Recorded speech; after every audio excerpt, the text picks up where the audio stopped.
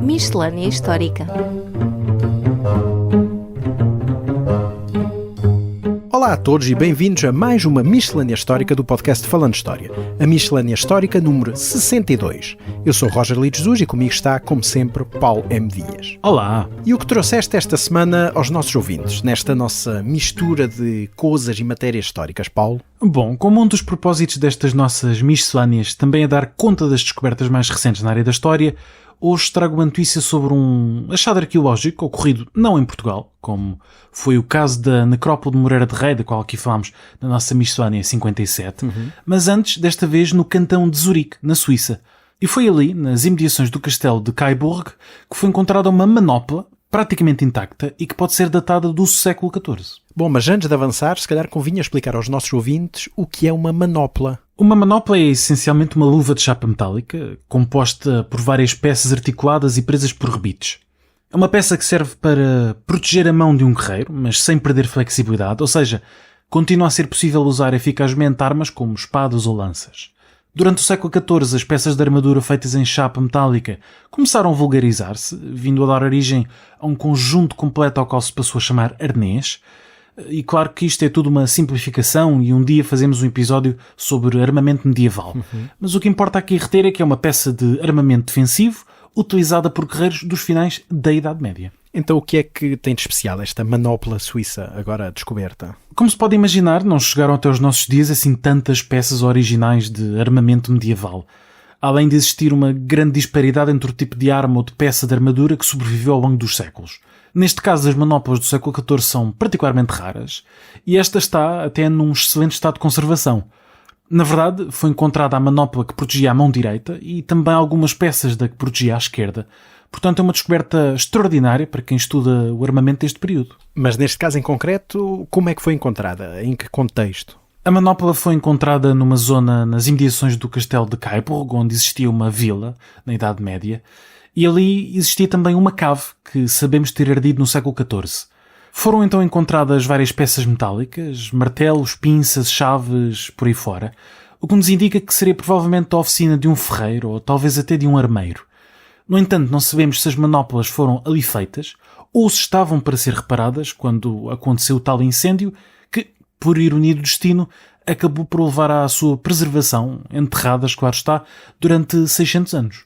O que é certo é que apenas foram descobertas por uma campanha arqueológica em 2021-2022, mas só agora, em janeiro de 2024, é que foi revelada esta descoberta. O que importa é que daqui para a frente estão disponíveis para ser estudadas e tenho a certeza de que têm muito para nos ensinar sobre o armamento defensivo europeu do século XIV. Bom, e claro, para os nossos ouvintes que quiserem ver esta manopla recentemente encontrada, este achado arqueológico, deixamos o link de uma notícia na descrição deste podcast, deste episódio, desta miscelânea, para quem realmente tiver curiosidade em ver esta peça medieval. Sim, e é uma peça que vale a pena ser vista, até porque é relativamente difícil de descrever. E tu, Roger, do que vens falar nesta nossa miscelânea? Olha, esta semana trago um autor do século XVII, XVIII, que descobri recentemente. Chama-se Tomás Pinto Brandão e é uma personagem que atravessa estes séculos e que tem realmente muito para contar. Nasceu em 1664 no Porto, numa família letrada, da baixa nobreza na realidade, e sabemos que partiu para o Brasil em 1880, para a Bahia, onde esteve como soldado, onde, enfim, na realidade acabou por ser preso e condenado para degredo em Angola, mas, enfim, deu muitas voltas e também conseguiu comutar a pena para ser enviado para degredo para o Rio de Janeiro, que é um bocadinho mais perto, penso eu. Mas em todo caso, voltou a pôr o pé na argola e aí sim foi então mandado para Angola, onde se fixou em Benguela. Aí chegou a capitão de infantaria, tendo até cerca de 60 escravos, o que mostra que ele realmente adquiriu algum poder económico, e sabemos que regressou também uns anos depois ao Rio de Janeiro e daí então regressou a Portugal. Ocupou muitos cargos, enfim, mas acabou sobretudo por dedicar-se à poesia sobretudo satírica, e destacou-se precisamente como poeta na corte do rei Dom João V. Enfim, estourou rapidamente a fortuna que tinha feito no Brasil e em Angola e acabou os dias muito pobre, morrendo em 1743. Realmente uma vida bastante recheada, mas para além destas atribulações, porquê que o trazes a esta miscelânea? Porquê que é especial? Resolvi trazê-lo porque Pinto Brandão escreveu em 1713 uma sátira ao governo de Portugal, que é atribuída a Gregório de Matos, que foi um seu companheiro no Brasil, mas que sabemos que já tinha morrido, enfim, em 1695-96, e por isso é da autoria deste dito Tomás Pinto Brandão. E é um poema muito interessante porque é uma crítica mordaz a Portugal e às suas instituições, em que cada quadra, que contém uma série de críticas, termina sempre com a frase: "Este é o bom governo de Portugal". Portanto, critica tudo e todos, a torto e a direito. Exatamente. Desde o rei, Dom João V, aos príncipes, enfim, os irmãos do próprio rei, até à igreja, à fidalguia, enfim, às mais variadas instituições portuguesas. E achei muito curioso porque estamos atualmente em tempo de eleições e com muito discurso populista à mistura. E este texto vem mostrar como as críticas deste género, de que está tudo mal, é uma coisa que existe há séculos, se não, obviamente, milénios. Quando Pinto Brandão escreveu este poema, em 1713, já tinha então 49 anos, neste período já era uma idade já bastante avançada, e tinha uma experiência de vida espalhada por vários continentes. O reinado de Dom João V estava praticamente no início, visto que ele tinha ascendido ao trono em 1706, e daí também que as mudanças que sentiam naquele momento, enfim, estavam mais frescas. A escolha desta curiosidade serve também, neste caso, para alertar para este tipo de discursos que são atualmente muito perigosos, como esperamos, claro, que os nossos ouvintes saibam perceber. E queres ver alguma parte deste poema? Não todo, porque imagino que seja demasiado extenso para esta nossa miscelânea. Sim, escolhi algumas quadras e também não vale a pena lê-lo todo porque, na realidade, há muitas partes que só se percebem se conhecer realmente o contexto da época, porque refere a instituições ou pessoas que, hoje em dia, só os historiadores praticamente conhecem. Escolhi algumas das quadras mais curiosas e gerais.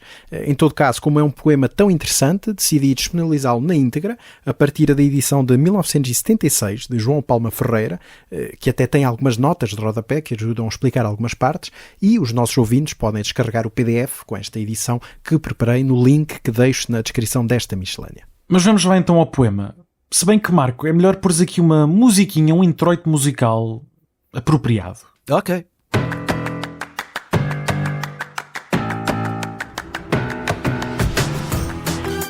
Malta, isto está fixe? Não, Marco, se calhar não. Se calhar mais vale uma coisa da época, não é? Portanto, vamos ser assim, mais conservador, um bocadinho, não é? Sim, uma coisa um pouco mais conservadora. Vamos, por exemplo, para um Bach, que é perfeitamente da sua época, e vamos, para o concerto de cravo em Ré menor, que é precisamente dentro da classificação das obras de Bach, 1052. Portanto, Marco, deixa-me só ir buscar a cassete. Ok, está... Bora.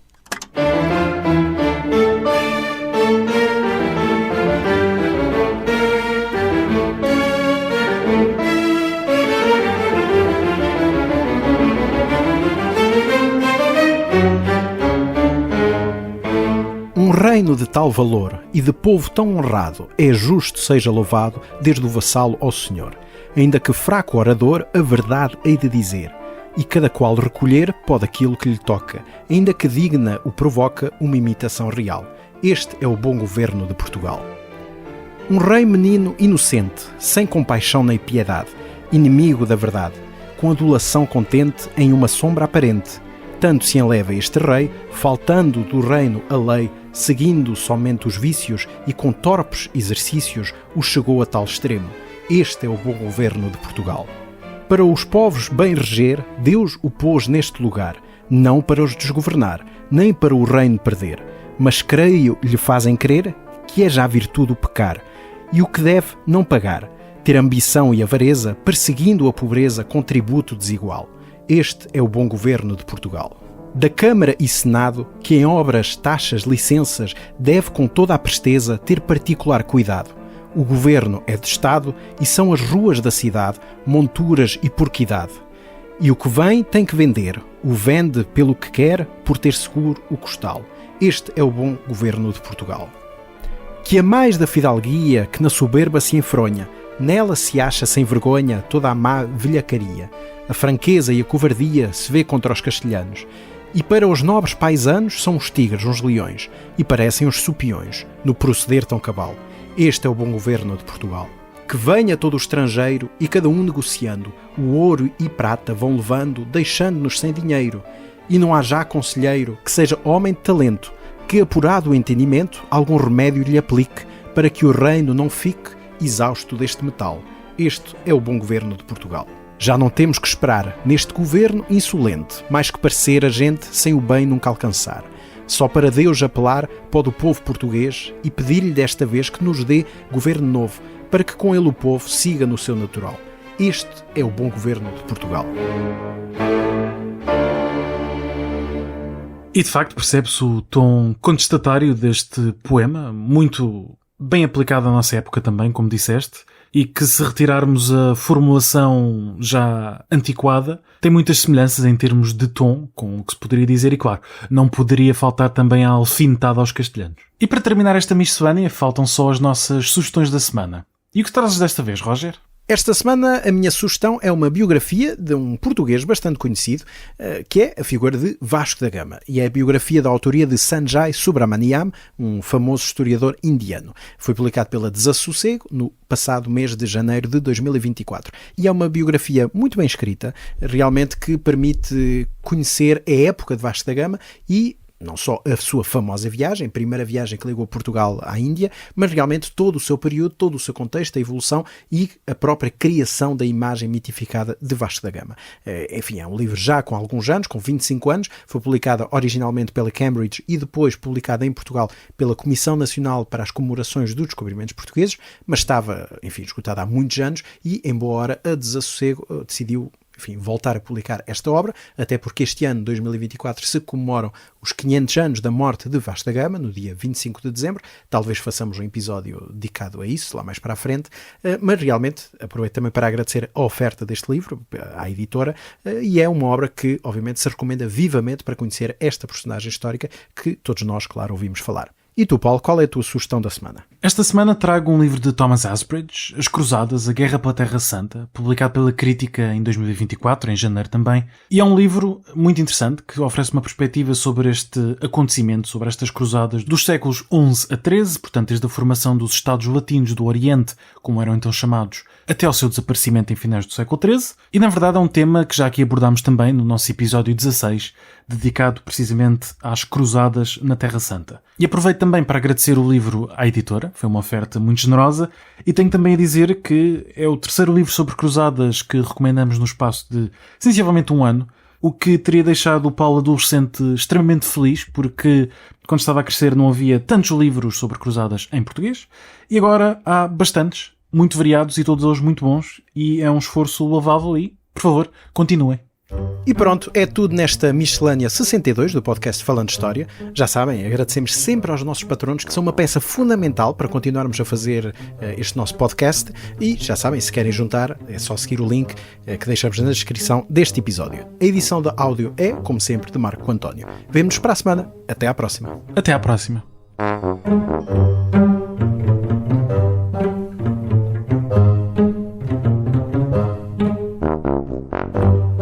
Miscelânea Histórica.